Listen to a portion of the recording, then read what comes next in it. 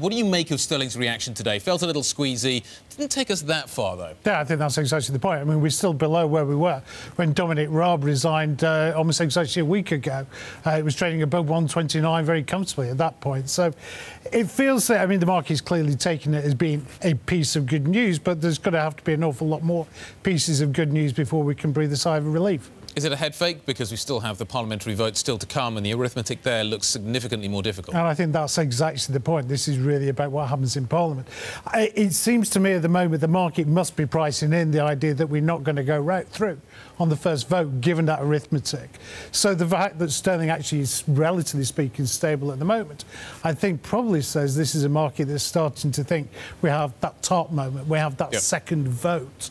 That seems quite a stretch at the moment. I'm not quite certain how people are quite working that through.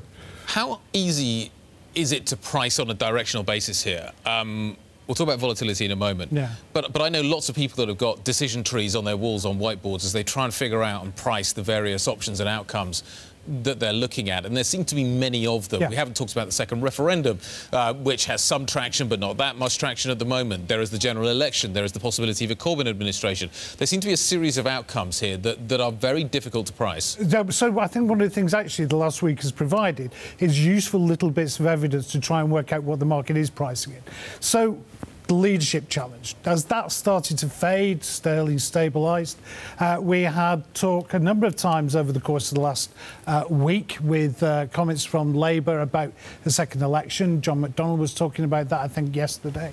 The market barely reacted when he was talking about Labour didn't think there was a likelihood of a second election. He actually talked about election yesterday. But when we talked about the second referendum and when that was pushed back there, also the market didn't particularly react, which suggests to me this is a market that doesn't put a high likelihood on either a second referendum or an election.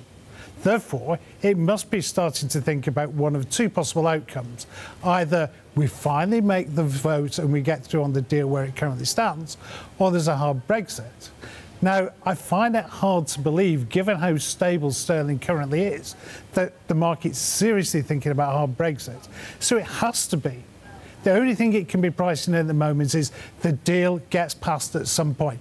Now, the reason why I'm struggling with that idea is one of the arguments that people seem to think is part and parcel of getting to that second vote is that MPs will panic after the first round of votes because they think the markets will react adversely.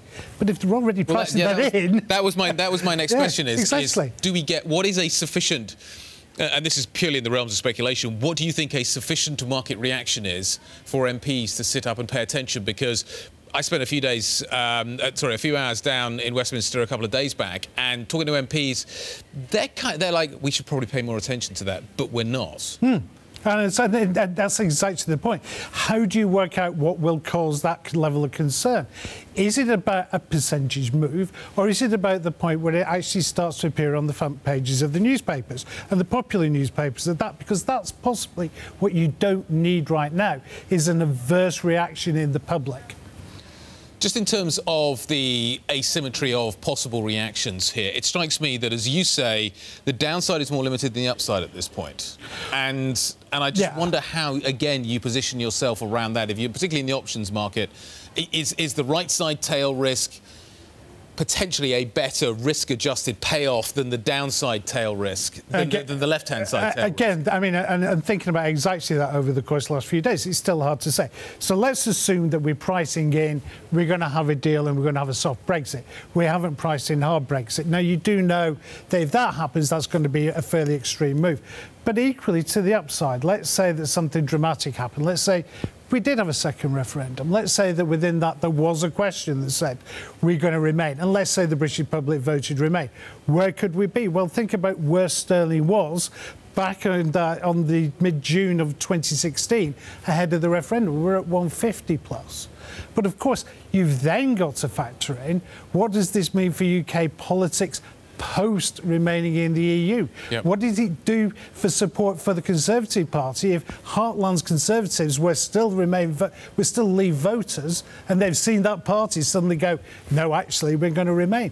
It could change entirely the political outlook for the UK. So it's unclear to me after the initial knee-jerk reaction, how sterling would actually behave. I was going to ask you a very quick question. I know the producer's going to shout at me. What would a Jeremy Corbyn win at a general election do to sterling? Given the fact there doesn't seem to be any material difference at the moment between what he's going to say about the EU and anything else, I'm not certain it would be that positive, and into looking at further out, negative.